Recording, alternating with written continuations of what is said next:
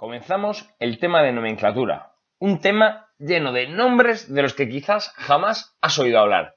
Pero tranquilo, se repetirán durante todos los temas, con lo cual poco a poco los irás afianzando. ¡Ánimo! ¡Vamos allá! Comenzaremos esta primera clase reconociendo los 4 puntos que nos ubicarán dentro de una embarcación. La proa es la parte delantera de la embarcación. Si hablamos de forma más técnica, la proa es el lugar donde se unen las amuras, formando el canto o roda, que al avanzar va cortando las aguas en las que se navega. Antiguamente la proa solía llevar el mástil de bauprés y una figura decorativa llamada mascarón de proa. En el lado opuesto a la proa nos encontramos con la popa, siendo la parte final de la embarcación. Para favorecer el retorno del agua que ha cortado la proa, esta suele ser también algo afinada. La forma de la popa dependerá de las condiciones de las aguas por las que la embarcación vaya a navegar y las características del barco en cuestión. La línea de crujía es una división invisible que divide la embarcación en dos mitades iguales.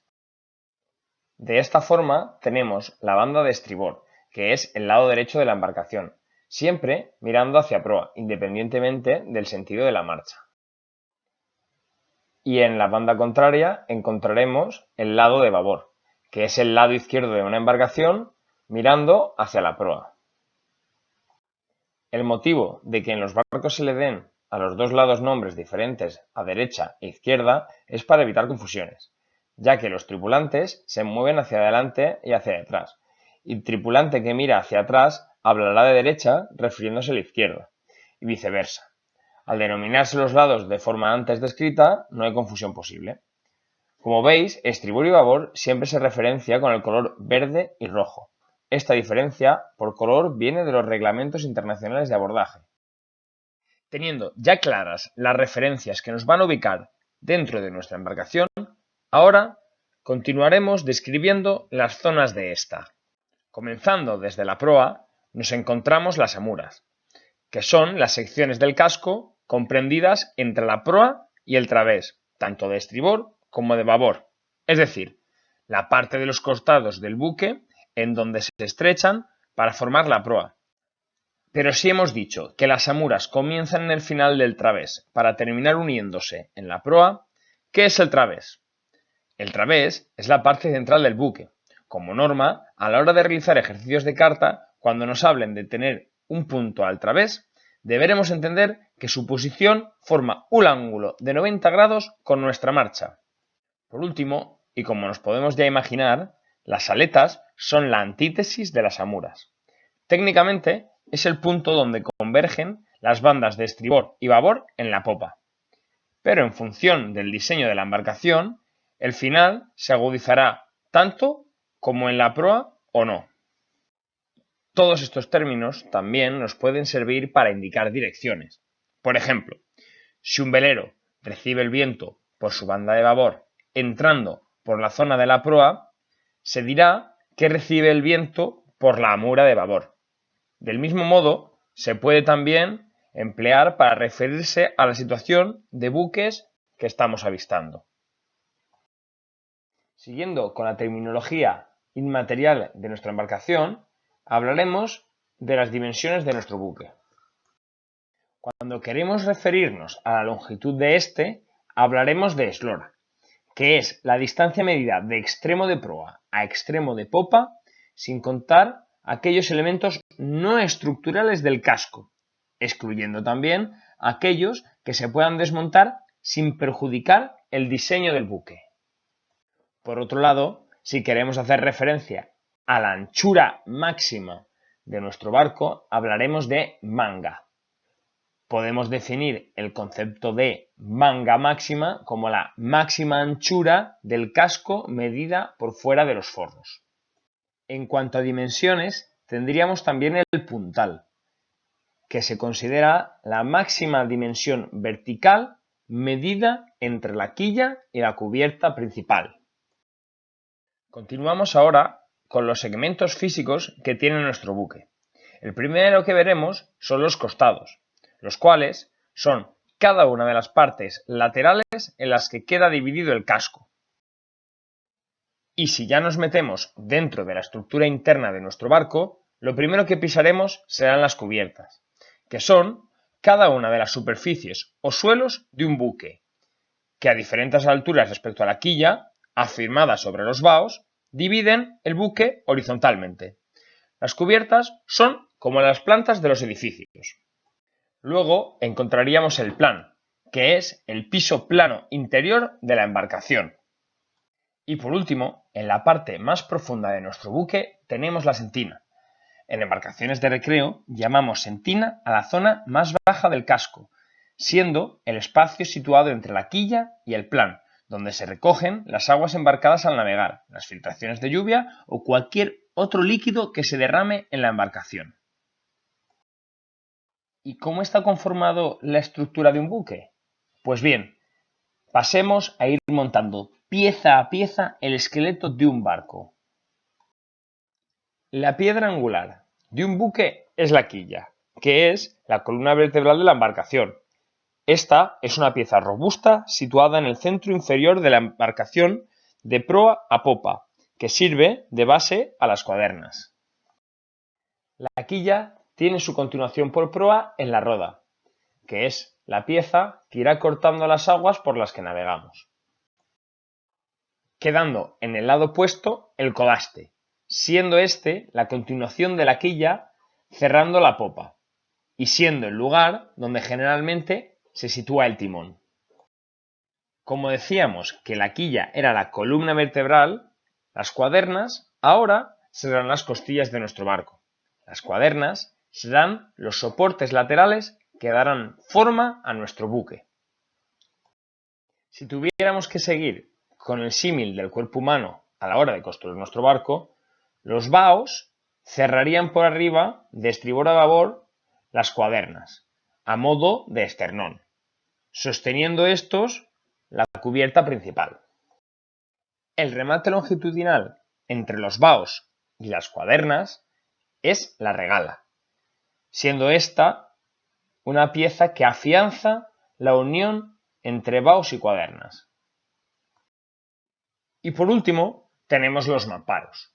Los mamparos serían los tabiques verticales que separan las diferentes secciones interiores de nuestra embarcación.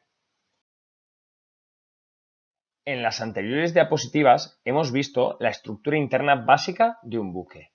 Ahora pasaremos a ver las partes externas. Si nos fijamos en el exterior del casco, encontraremos la línea de flotación, que es la línea formada por la confluencia de la obra viva y la obra muerta. Varía en función de la carga, de las características del agua, de la estabilidad o de otros factores. Nunca habría que confundirla con la línea de carga o francobordo, siendo este último la distancia entre la línea de flotación y la cubierta principal. Bien, ¿pero qué es la obra viva y la obra muerta? Se le llama obra viva a la superficie sumergida de una embarcación. Normalmente se distingue con un color diferente al resto del casco, debido a que se le aplica una pintura especial que protege al casco del caracolillo y las algas. De ahí el nombre de obra viva. Por el contrario, se le denomina obra muerta a la parte del casco que está fuera del agua. Según la estructura del casco y la cantidad de obra viva o muerta que tengan o necesiten para navegar en función de qué aguas, encontraremos diferentes tipos de casco, como pueden ser los de carena redonda, fondo plano, fondo en V, doble quilla o incluso los multicasco, como catamaranes o trimaranes. Pero ahora veamos qué influencia tiene el casco sobre el agua por la que navegamos. Para ello, primero hablaremos de términos tan importantes como el calado y el francobordo. El calado hace referencia a la profundidad de la embarcación, entendiéndose este como la dimensión sumergida del casco, medida verticalmente sin contar el timón, orza, las colas de los motores y otros apéndices similares. También llamaremos calado a la profundidad que hay en un momento dado en un lugar concreto. Y teniendo en cuenta el calado de nuestra embarcación, podremos conocer el francobordo, que es la distancia vertical medida desde la línea de flotación, siempre en carga máxima, hasta la cubierta principal. También suele utilizarse para referirse al francobordo el término reserva de flotabilidad. Siguiendo con nuestro análisis sobre el casco y su relación con la navegación, tendremos que entender el concepto de asiento, que no es más que la diferencia de calado entre la proa y la popa. Esta diferencia suele deberse a un desequilibrio en el reparto de los pesos. Encontramos dos tipos de asiento: el asiento apopado y el asiento aproado.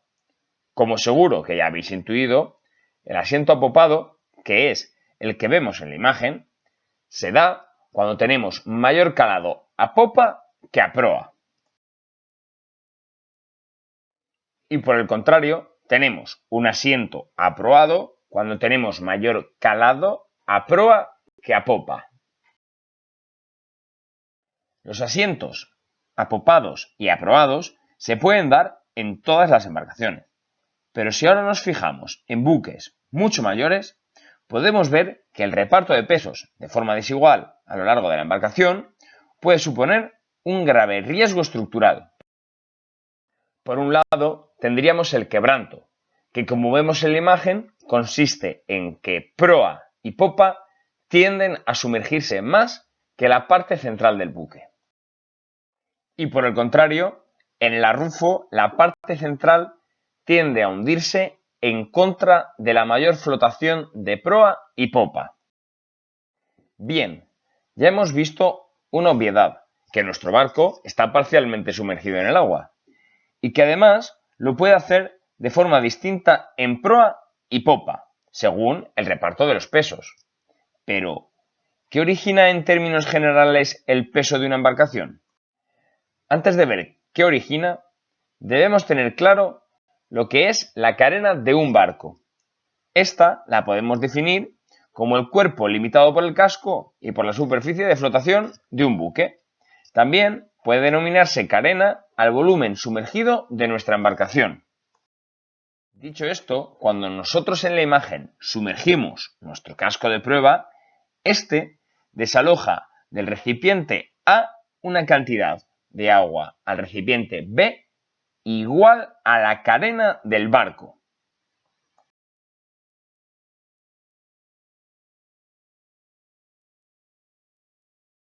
En consecuencia, a la cantidad de agua que desaloja nuestra embarcación se le llama desplazamiento, entendiendo, a fin de cuentas, a este como el peso del barco.